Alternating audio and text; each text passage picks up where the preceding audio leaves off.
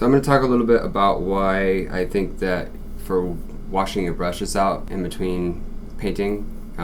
you should use something that has a flat bottom. I'm using an old tofu container, and it's funny because I've actually had this for like 4 or 5 years now for a number of painting projects, and I haven't had any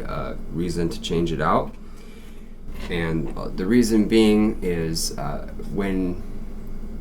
when you clean your brushes and you want to try and maintain their shape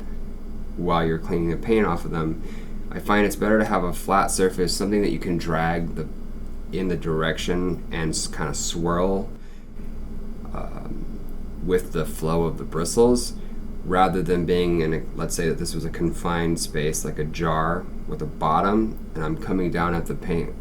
with the paintbrush like this. I'm going to hit the bottom of the jar and smash my bristles out in every which way, which is going to shorten the lifespan of your brush really fast, especially with your fine brushes. So this, I have much more of a dragging motion and a swirling motion to kind of almost comb the paint out. And same thing that goes for when I use my paper towel after I've, in between going back and forth to the water, I will drag the paint off like this, and if I need a little bit more aggression, like an aggressive whatever approach, I'll just pinch the paper over like this and pull out like that. And then of course when eventually, actually pretty quickly, with your fine detail brushes such as this, you're going to find that your bases get clogged with paint. And